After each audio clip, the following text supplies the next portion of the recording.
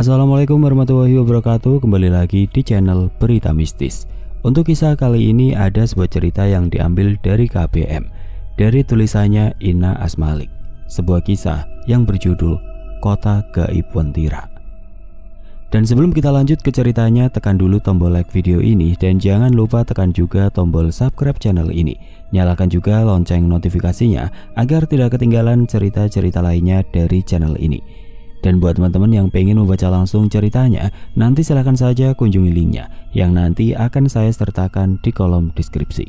Dan seperti apa untuk kisah kali ini, langsung saja kita simak berikut ini.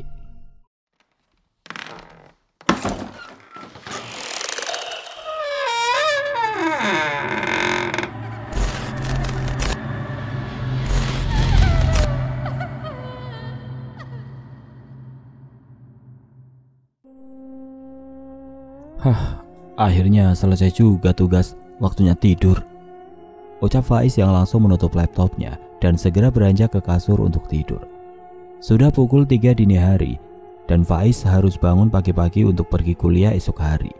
Dengan posisi tubuh terlentang, wajahnya menatap langit-langit kamar sebelum mata terpejam. Namun tiba-tiba Faiz teringat pada kedua sahabatnya yang sudah tiada. Terpaan angin masuk begitu semilir melewati ventilasi kamar sehingga Faiz kemudian menarik selimut dan tidur memeluk bantal guling yang ada di sampingnya. Baru saja matanya terpejam, ia seperti bermimpi berada di sebuah tempat yang sangat menyeramkan. Tepatnya seperti neraka. "Bebaskan saya dari sini, Is. Bantu saya. Beritahu Kesya," teriak sosok pemuda yang usianya sebaya dengan Faiz. Faiz tertegun lama mendengarkan suara siapa yang berteriak memanggil namanya dan Kesya. Faiz, tolong saya. Beritahu Kesya. Bunuhlah saya. Saya tidak kuat menjadi tumbal di alam ini," teriak pemuda itu lagi. Suaranya samar terdengar, yang dikenal Faiz adalah suara sahabatnya Banu. Banu, di mana kau, Banu?" Faiz mencari di mana suara itu berasal, karena dari tadi hanya ada suara yang terdengar tanpa ada Banu yang dia lihat. Begitu terkejut Faiz saat melihat Banu terjatuh di hadapannya dengan tidak berdaya dan bersimbah darah. Lehernya dirantai, tangan serta kakinya diborgol. "Astaga, kau kenapa? Apa yang terjadi?" tanya Faiz dan mencoba memberanikan diri mendekati sahabatnya itu. Serak. Banu langsung terseret jauh, entah siapa yang menariknya. Faiz membelalak melihat sosok makhluk bertubuh kekar, berkepala hewan yang tidak jelas, menyerupai hewan apa yang menyeret Banu. Makhluk itu menikam tubuh Banu dengan senjata, serta memukul. Seperti hal menyiksa, hingga Banu berteriak tidak sanggup rasa sakitnya. Tubuh Faiz mendadak lemas. Lututnya bergetar dan ia terjatuh. Kejadian apa yang baru saja ia saksikan begitu sangat nyata. "Is, beritahu Kesya." Banu hanya terus meminta tolong untuk memberitahu agar Kesya membunuhnya, hal yang tidak masuk dalam benak Faiz. "Faiz, bantu saya," teriak Banu kembali hingga Faiz membuka matanya. Faiz terbangun dari tidurnya dengan tubuh bermandikan keringat. Jantungnya terasa ingin lepas karena mimpinya seperti nyata. Faiz berpikir apa arti di dalam mimpinya. Banu hanya memintanya untuk memberitahu Kesya agar membunuhnya saja karena dia tidak ingin berada di alam itu. Apa selama ini Banu meninggal hanya jasadnya saja yang dikubur, tapi jiwanya belum mati dan kini berada di alam lain. Makanya dia meminta Kesya supaya membunuhnya. Berarti Banu berada di Wentira. Kenapa dia dihukum? Faiz mendapatkan banyak tanda tanya besar. Jendela kamar Faiz terbuka karena angin begitu kencang. Sementara kemudian ketika Faiz hendak menutup jendela kamarnya, ia melihat sosok yang berdiri di dekat pohon halaman rumah. Seperti Banu, namun banyak luka dan darah di tubuhnya. Kepalanya hancur dan matanya hilang satu. Faiz segera menutup jendela dengan detakan jantung yang tidak beraturan karena melihat Banu begitu menyeramkan. Gimana caranya saya bisa memberitahu Kesya, sedangkan Kesya sudah tidak ada di alam nyata? Faiz menjadi kebingungan sendiri. Di tempat lain, Athena tumbuh begitu sangat cepat. Baru satu malam badannya sudah terlihat besar seperti bayi usia 2 bulan. Ibu Rasti dan Pak Karim mengatakan kepada warga jika mereka mengasuh anak kerabat mereka dan usia bayinya sudah 2 bulan. Padahal baru semalam Kesya melahirkan Athena. Athena sangat kuat minum susu. Susu yang seharusnya diminum bayi normal bisa habis 1 minggu, ia bisa menghabiskan susu dalam jangka waktu 2 hari saja. Mungkin karena Athena ini ada campuran dari bangsa lain ya Bu, makanya terlihat berbeda sedikit. Mungkin juga Pak, semoga saja bayi ini adalah bayi manusia, bukan bayi bangsa jin di sana, sahut Ibu Rasti sambil menimang cucunya. Di alam lain, Pangeran Kendra terus memperhatikan perkembangan putranya. Sepertinya memang Aegir ini adalah bayi manusia. Dia bayi manusia, Kesya, sepertimu. Kita harus mengadakan ritual untuk merubah bayi ini menjadi bangsa kita nanti saat usianya sudah menginjak 2 bulan, ucap Pangeran Kendra. Kalau bayi yang terlahir dari bangsa ini memangnya terlihat berbeda? Jelas, dia tumbuh begitu sangat cepat. Dalam hitungan hari, ia bisa berubah menjadi besar.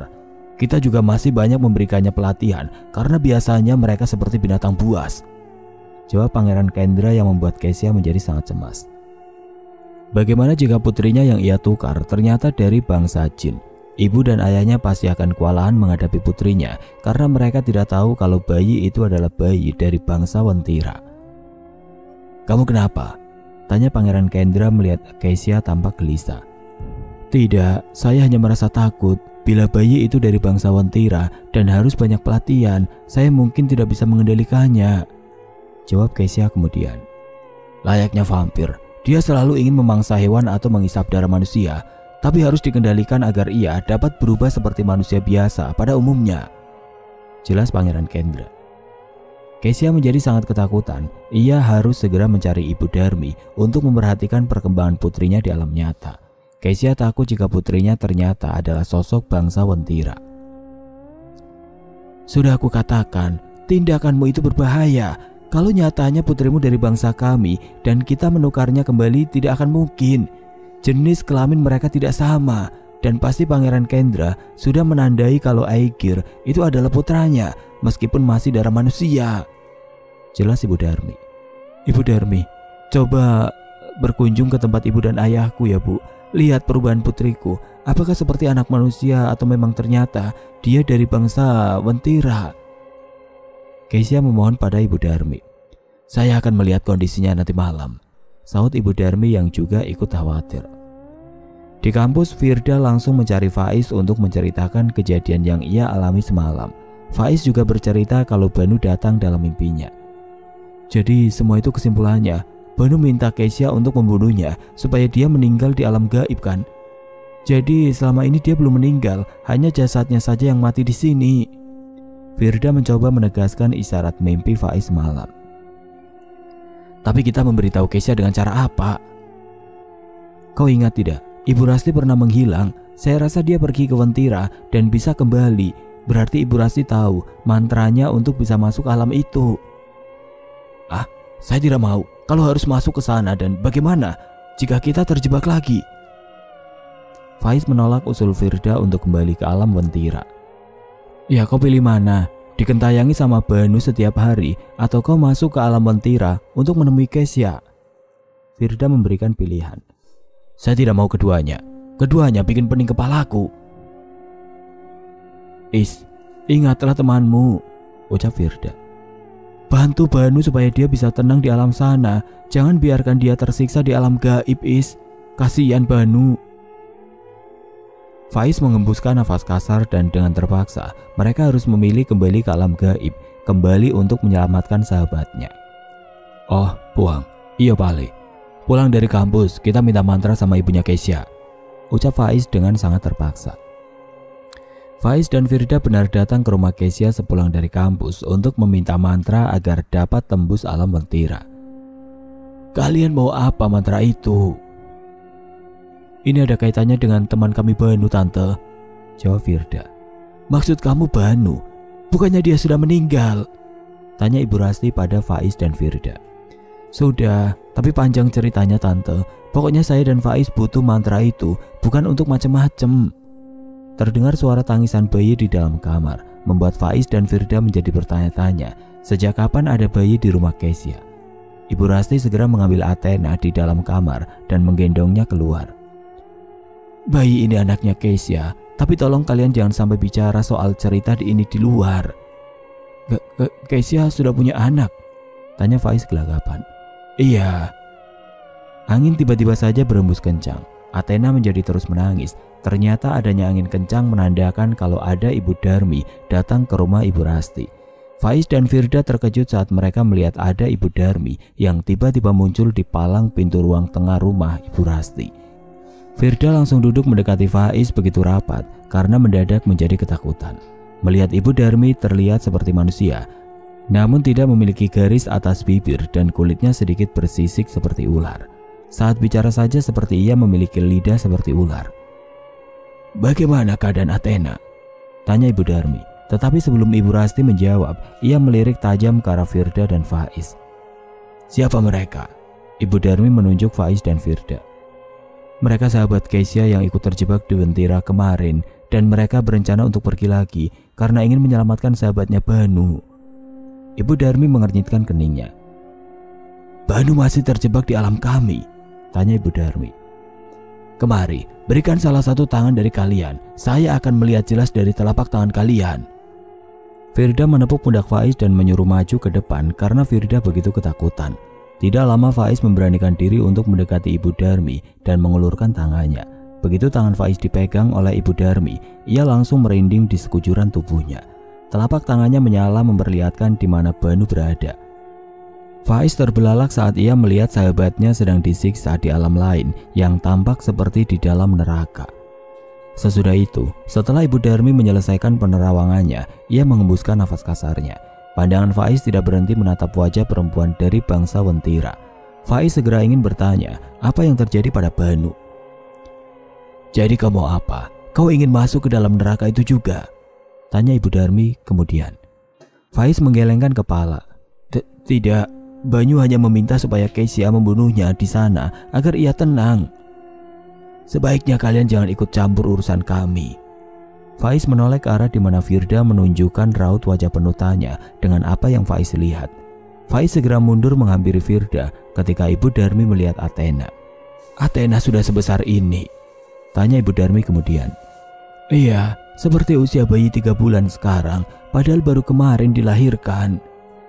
"Kalau bayi ini cepat besar, apakah warga tidak ada yang mencurigainya? Ini bayi manusia kan?" tanya Ibu Rasti dengan beruntun karena ia khawatir bila akan terjadi sesuatu pada Athena di kemudian hari. Ibu Darmi berpikir matang, sebab Athena rupanya adalah bayi bangsa jin di Wentira. Sudah mulai terlihat dari raut wajahnya yang tidak memiliki garis di atas bibir dan matanya yang lama tidak berkedip. "Saya akan terus memantau perkembangan bayi ini. Siapa namanya?" "Athena." Ibu Darmi menghela nafasnya sekali lagi. Berat rasanya ia ingin memberitahu pada Ibu Rasti kalau nyatanya bayi yang bersamanya bukanlah bayi manusia. "Bayi itu bayi dari bangsa kami. Keisha sudah ketakutan dan khawatir bila bayi itu manusia dan harus dibunuh oleh bangsa kami agar dapat menjelma menjadi bangsa jin penghuni Wentira. Tapi sepertinya bayi itu memang dari bangsa kami," jelas Ibu Darmi kemudian.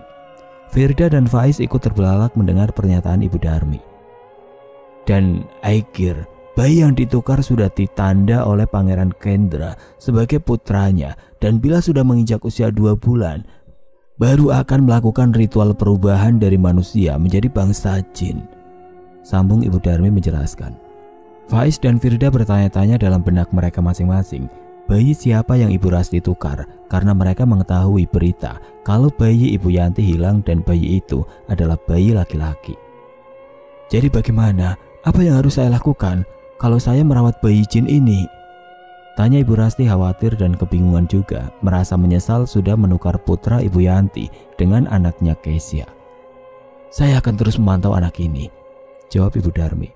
"Saya tidak bisa lama, saya akan kesini lagi esok hari." Ibu Darmi kemudian lenyap menghilang meninggalkan kabut asap yang berbau dupa. Ibu Rasti melihat ke arah Faiz dan Firda. "Kalian jangan sampai buka mulut, awas kalian," ucap Ibu Rasti mengancam Faiz dan Firda. "Baik Tante, tapi tolong berikan mantra itu." Ibu Rasti langsung mengambil secari kertas bertuliskan mantra yang dapat membawa mereka masuk ke alam Wentira. "Ikuti ritualnya dan baca mantra itu di sebuah tugu atau balai yang ada di dekat jembatan kuning," ucap Ibu Rasti memberikan petunjuk pada Firda dan Faiz. "Baik Tante. Awas, jangan kalian salahkan saya." "Tidak, ini memang kemauan kami. Terima kasih banyak Tante." Saud Firda dan segera pamit menarik tangan Faiz yang hanya terdiam dari tadi. Firda, dah, tunggu saya dulu. Faiz mengempaskan tangan Firda yang dari tadi menarik tangannya. Apalagi Is? Ini kita sudah dapat mantranya, tunggu apa lagi? Kita pergi ke kebun kopi sekarang. Banu di dalam neraka Wentira. Ibu tadi yang dari bangsa sana meminta kita jangan ikut campur urusan mereka. Saya tidak mau ambil resiko. Faiz menolak ajakan Firda. Tapi Banu Is, kasihan dia. Firda langsung meneteskan air matanya. Ia begitu sangat peduli dengan Banu, sebab Banu adalah orang yang pernah Firda cintai. Kalau kita ke sana, belum tentu kita bisa bertemu Keisha. Terus kalau kita tersesat di sana lagi, bagaimana? Bukan menyelamatkan Banu, tapi nyawa kita juga terancam, Dak. Firda hanya menangis. Dia tidak tahu harus berbuat apa untuk menyelamatkan Banu dan membuat Banu tenang dan tidak tersiksa lagi. Akhirnya mereka mengurungkan niat untuk pergi ke kebun kopi. Faiz berhasil membuat Firda tidak gegabah untuk pergi ke sana. Faiz akan mencari jalan keluarnya, memanggil ustadz atau sesepuh lainnya yang memahami tentang alam gaib. Malam hari Firda hanya melamun menatap layar laptopnya yang ada foto persahabatan mereka. Firda, Faiz, Keisha dan Banu. Tak terasa air mata sudah membanjiri pipinya. Tanpa ia hapus dan Firda biarkan saja mengalir sampai membasahi buku catatannya. Firda. Terdengar suara seseorang terdengar bersama dengan hembusan angin. Firda masih tertegun dalam lamunan menatapi layar laptopnya. Seketika lampu padam dan kamarnya menjadi gelap gulita. Hanya ada cahaya dari layar laptopnya yang masih menyala memperlihatkan wajah Firda yang basah karena air matanya. Firda.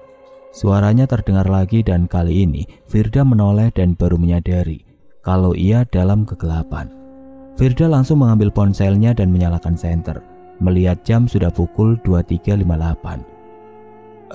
Firda, tolong saya. Teriak suara seorang laki-laki meminta tolong. Suara itu adalah suara Banu. Banu, maafkan saya.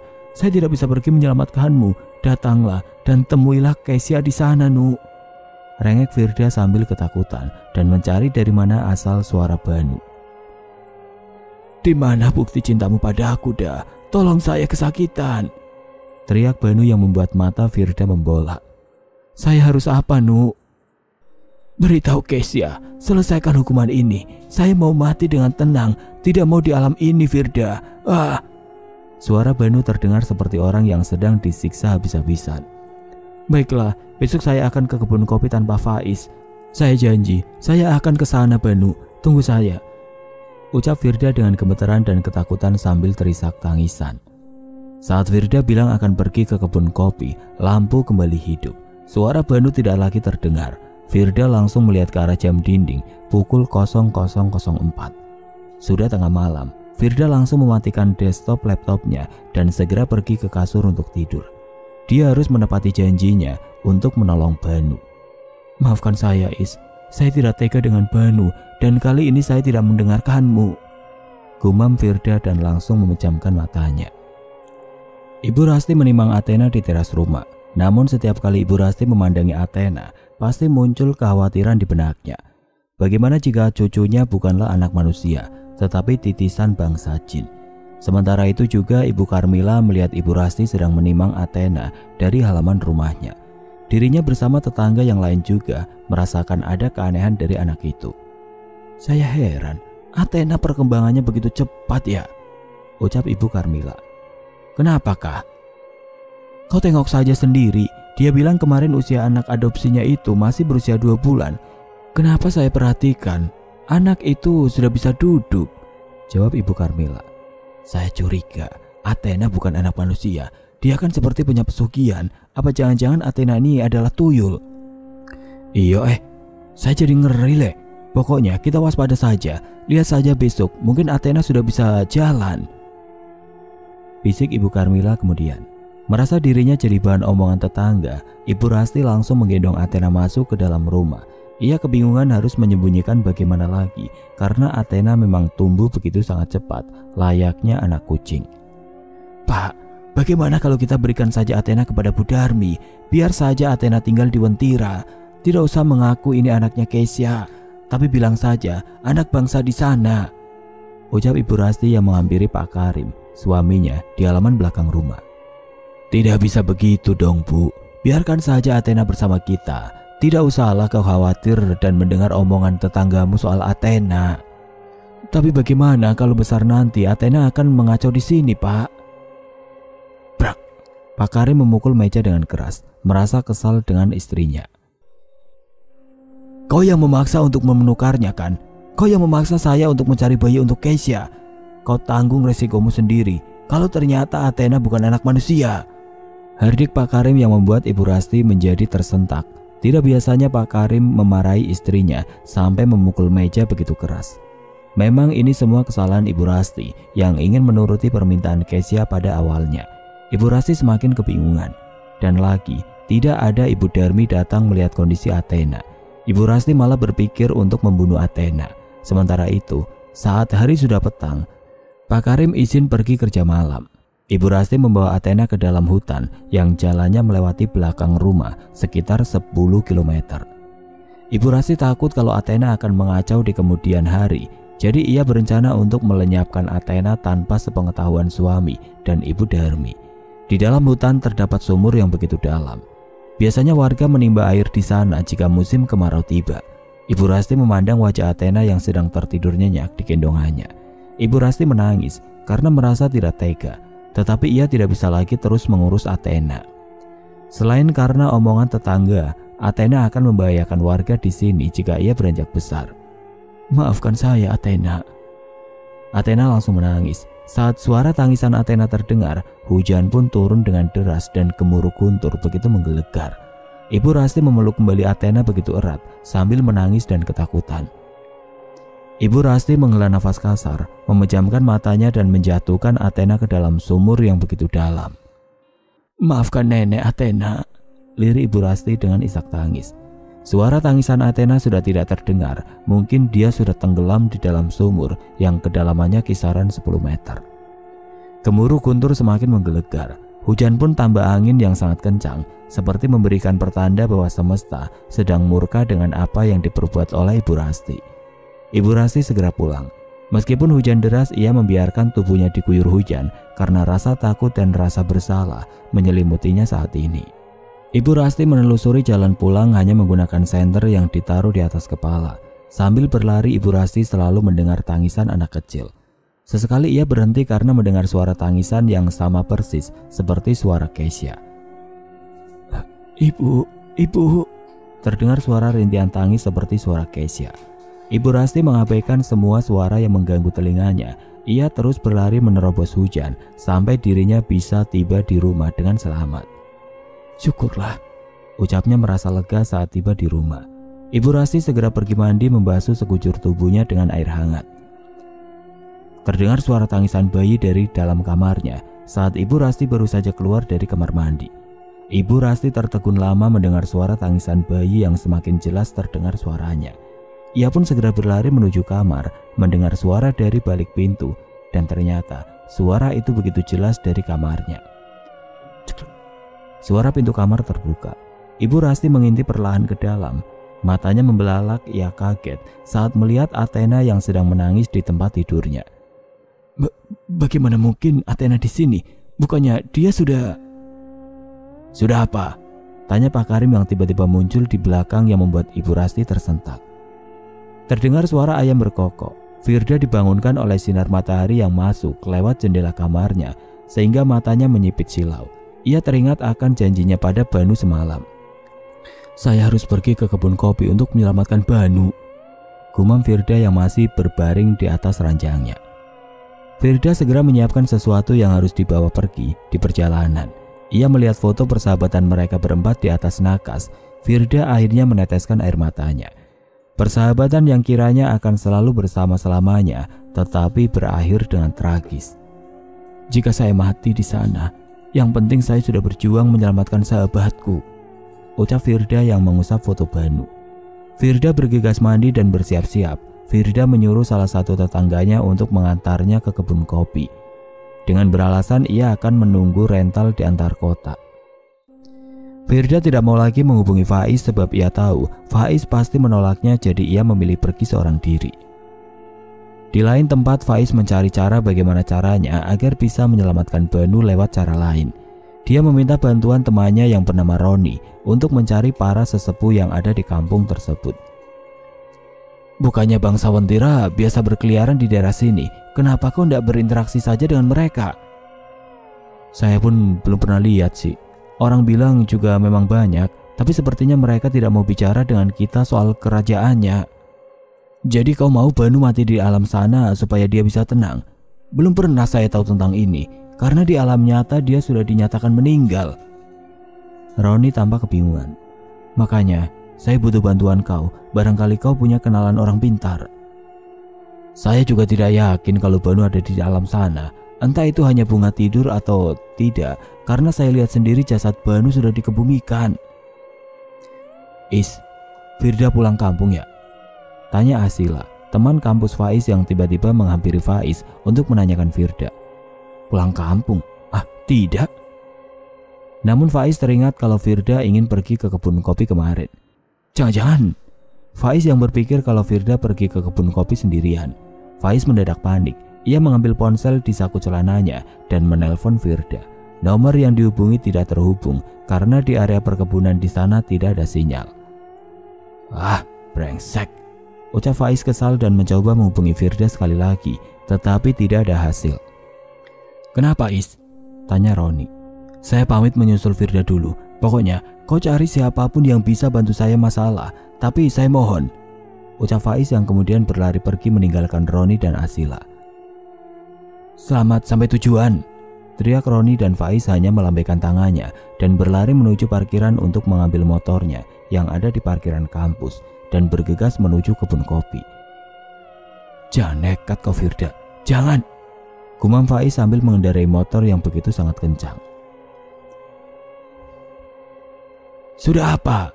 Tanya Pak Karim yang tiba-tiba muncul di belakang membuat Ibu Rasti tersentak kaget. Saya kira Athena sudah tidur, tapi masih menangis di kamar, jawab Ibu Rasti yang langsung menimang Athena dengan perasaan berkecamuk penuh rasa heran. Dia tidak mungkin bicara pada sang suami kalau baru saja menceburkan Athena ke dalam sumur. Kamu gak jadi pergi, Pak? Jadi ada yang tertinggal, makanya saya kembali. Saya pergi dulu dan jaga Athena. Pak Karim langsung mengambil sebuah map yang tertinggal, kemudian pergi bekerja kembali.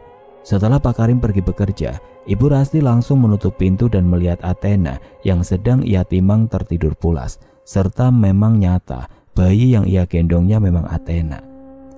Lalu siapa bayi yang saya buang tadi di sumur? Batinnya dalam hati ketakutan.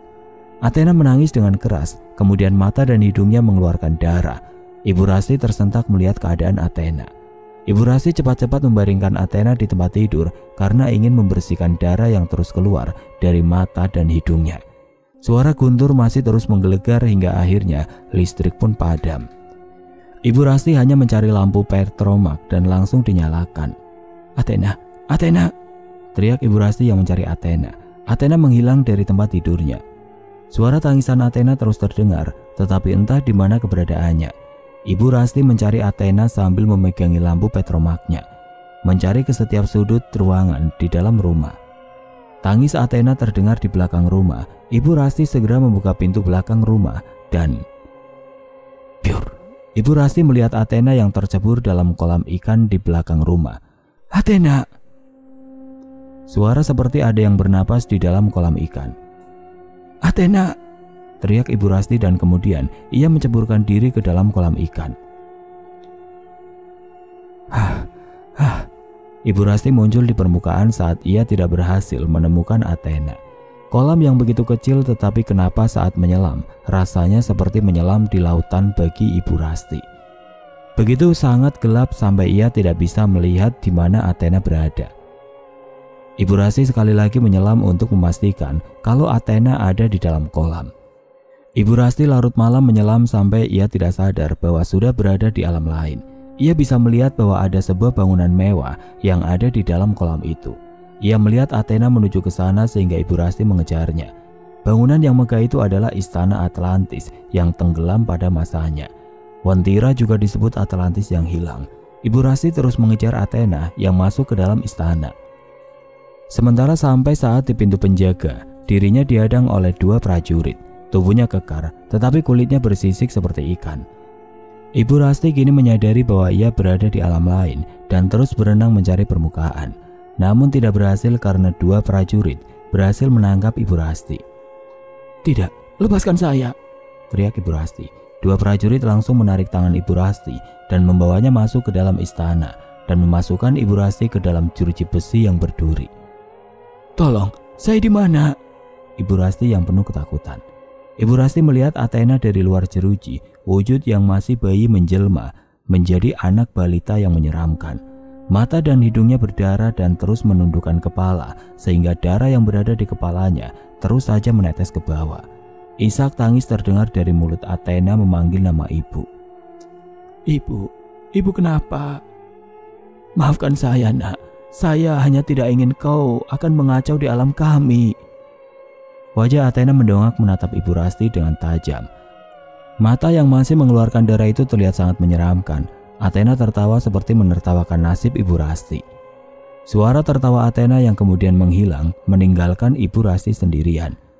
Jeruji yang berduri kini menyala dan terbakar dengan api. Dan juga seperti ada sinar yang menunjukkan alam nyata bahwa Ibu Rasti sudah mati tenggelam di sebuah kolam ikan. "Apa? Saya sudah mati di alam nyata?" tanyanya dengan tidak menyangka. Suara Athena yang terdengar seperti menertawakan Ibu Rasti. "Athena, saya mohon maaf, kembalikan saya ke alamku. Saya janji, saya tidak akan melakukan hal yang membuatmu binasa lagi. Athena!" teriak Ibu Rasti memohon. Namun api semakin berkobar dan sudah terasa panas sekali. "Tolong saya, siapapun yang mendengar tolonglah saya!" teriak Ibu Rasti dari dalam jeruji. Tidak lama tiba-tiba muncul sosok mumi yang berbadan besar, memegang sebuah cambuk yang sangat panjang, membuat Ibu Rasti ketakutan. "Tidak, tolong saya tidak bersalah!" teriak Ibu Rasti mencoba menjauh. Namun dirinya tidak bisa pergi kemana-mana, sebab ia berada di dalam tahanan yang dihalangi oleh satu cambukan dari sosok mumi mengenai punggung Ibu Rasti, membuat dirinya menjerit kesakitan. Rintih Ibu Rasti. Cambuk yang begitu panas sampai 1 cambukan saja sudah memberi luka bakar di tubuh Ibu Rasti. Di alam nyata keesokan harinya di rumah Pak Karim, sudah banyak orang berkerumun di halaman belakang rumahnya. Pak Karim merasa kebingungan karena baru saja ia pulang dari bekerja. "Ada apa ini?" tanya Pak Karim kebingungan. "Ibu Rasti, Pak, sudah meninggal karena tenggelam di kolam ikan," jawab Pak RT yang membuat Pak Karim langsung berlari menuju kolam ikan di belakang rumahnya. Melihat Ibu Rasti sudah terbaring membiru dialaskan di tikar, Pak Karim langsung menangis terseduh-seduh melihat jasad istrinya yang sudah tidak lagi bernyawa. Tercium bau busuk dari tubuhnya, seperti bau bangkai yang sudah berhari-hari baru ditemukan. Mungkin karena tenggelam di dalam kolam ikan, jadi tercium bau anyir. "Kenapa bisa begini?" tanya Pak Karim di pelukan Ibu Rasti. "Kami juga tidak mendengar ada kejadian apapun, Pak. Subuh-subuh saya hanya mendengar Athena terus menangis karena tidak mau berhenti menangis. Saya coba lihat ke rumah Bapak, ternyata Athena sedang menangis sendirian. Saya coba mencari Ibu Rasti, tapi nyatanya tubuhnya sudah mengambang, bengkak dan membiru, bahkan mengeluarkan bau busuk di kolam," jelas Ibu Karmila tetangganya. Pak Karim terus menangis meratapi nasib istrinya. Kenapa dia bisa kehilangan anak dan istrinya dalam waktu yang sangat singkat sekali. Athena langsung digendong oleh Ibu Yanti. Ibu Yanti ingin meminta Athena untuk diasuh olehnya karena Ibu Rasti telah tiada.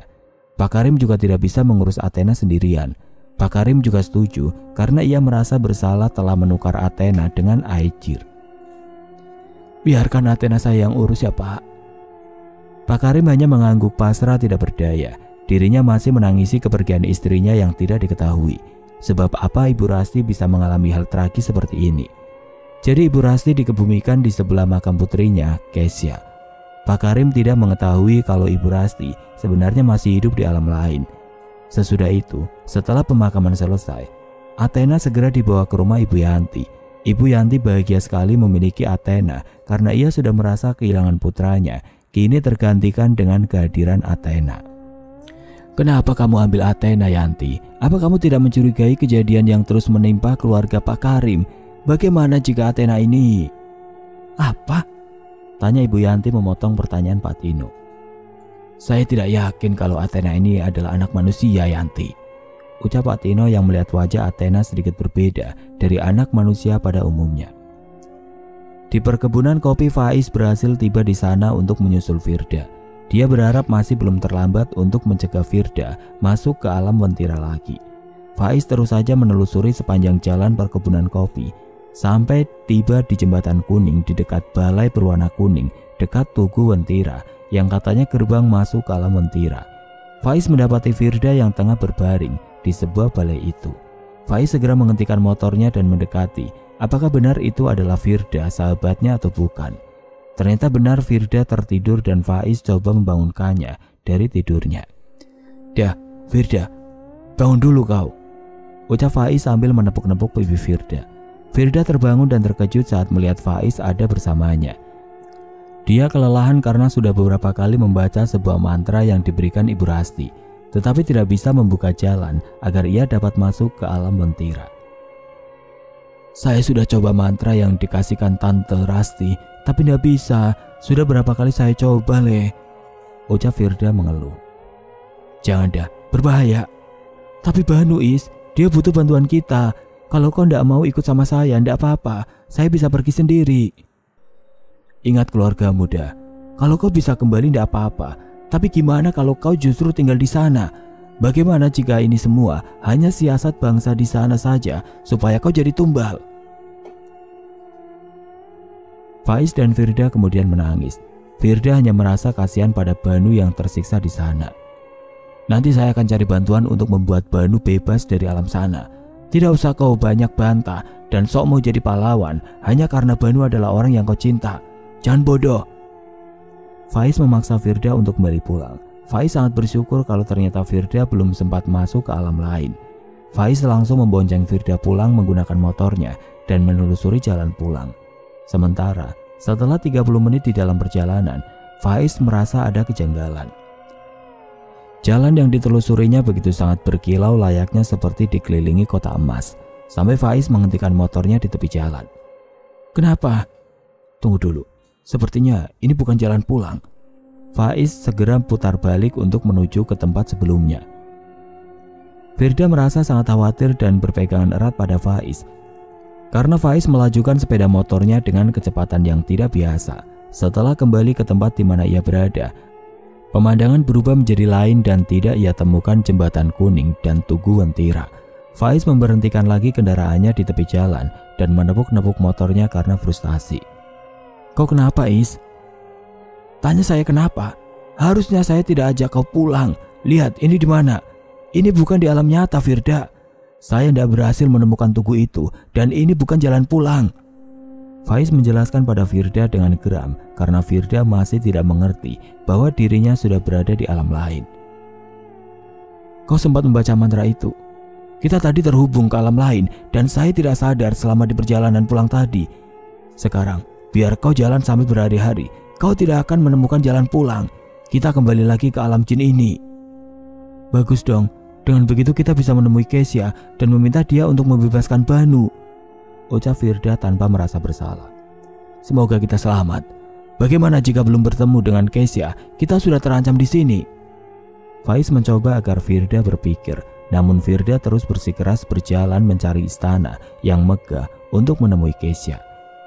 Faiz masih terdiam di sebelah motornya. Melihat Firda terus berjalan semakin jauh, Faiz berpikir bagaimana caranya mereka dapat keluar dari alam Wentira. Betul-betul sial saya ini," gerutu Faiz dan langsung meraih ponsel yang ada di saku celananya. "Brengsek," ucap Faiz merasa kesal karena di alam lain tidak ada jaringan. Dia melihat ke arah Firda yang berjalan semakin jauh. "Firda, tunggu saya dulu," teriak Faiz dan langsung menaiki sepeda motornya untuk mengejar Firda. Angin berembus kencang dan Firda langsung menyipitkan matanya agar debu yang berterbangan tidak masuk ke dalam matanya. Ia melihat sekilas ada burung elang besar yang mendekatinya dan langsung meraih pakaiannya dengan paruh burung itu dan membawa Firda terbang ke langit. "Ah!" teriak Firda saat dibawa terbang oleh burung elang yang sangat besar. "Firda!"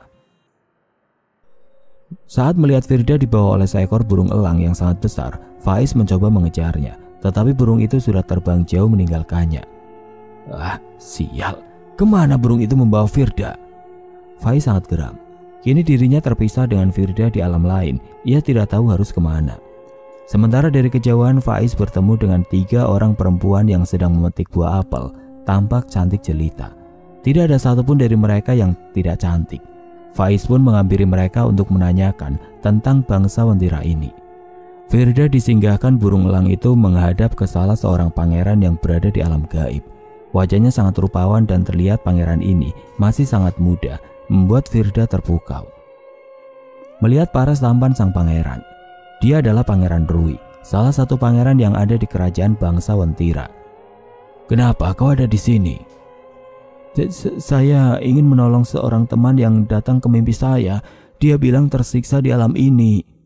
Jawab Firda yang tidak pernah lepas pandangannya menatap wajah Pangeran Rui yang begitu tampan. Siapa dan mengapa bisa? Firda menjelaskan awal mula mengapa mereka bisa tersesat. Firda menceritakan tentang Kesia yang menikah dengan salah satu pangeran yang ada di alam Wentira ini. Dan bagaimana ia bermimpi tentang Banu sampai dirinya dan Faiz bisa berada di alam Wentira kembali. Kesia menikah dengan Kandraya. Dia pangeran yang menguasai kekuasaan di bagian barat Wentira. Memang dirinya tampak kejam jika sudah murka karena penyebabnya kalian melanggar aturan yang ada di alam kami. Memangnya semua penduduk di bangsa ini tidak kejam? Kalau tidak kejam, kenapa Banu disiksa? Mungkin hanya halusinasimu saja, karena Banu tidak memiliki kesalahan seperti Kesia. Kesia juga hanya menikah dengan bangsa kami dan hidupnya tidak tersiksa di sini. Bahkan keluarganya dijamin hidup bahagia 7 turunan. Apa kamu bisa membuktikan pada saya kalau Banu tidak ada di sini dan pertemukan saya dengan Faiz? Dia terpisah denganku karena burung elang membawaku terbang ke sini. Pangeran Rui menuruti permintaan Firda dan akan membawa Faiz bertemu dengan Faiz serta akan menunjukkan di mana keberadaan Banu. Apakah benar berada di alam Wentira atau tidak? Firda juga menceritakan bagaimana kematian Kesia yang jasadnya ditukar agar penduduk percaya kalau Kesia sudah meninggal dunia. Bangsa Wentira bukan hanya satu yang menikah dengan bangsa manusia. Itu sesuai kesepakatan pada manusianya. Bisa didasari karena saling mencintai atau karena manusia itu memiliki kesalahan. Ucap Pangeran Rui menjelaskan kembali. Apa? Banyak? Firda menjadi terkejut. Memangnya kamu tidak pernah melihat bangsa kami berlalu lalang di alam nyata? Kurasa kamu pernah melihatnya dan kita berinteraksi layaknya manusia biasa pada umumnya. Tutur Pangeran Rui. Firda ingat ia sempat melihat warga Wentira saat berbelanja di pasar. Bahkan Firda sempat berpikir untuk menjadi bangsa Wentira untuk merubah nasibnya. Kalau seperti saya ini, untuk merubah nasibku dan keluargaku, apakah saya bisa menikah dengan bangsa Wentira juga? Tanya Firda tanpa beban. Bisa, itu mudah sekali, jawab Pangeran Rui. Oke teman-teman, sampai di sini dulu ceritanya. Nantikan kelanjutan kisah ini di video berikutnya. Agar tidak ketinggalan, klik tombol subscribe channel ini dan nyalakan lonceng notifikasinya. Wassalamualaikum warahmatullahi wabarakatuh.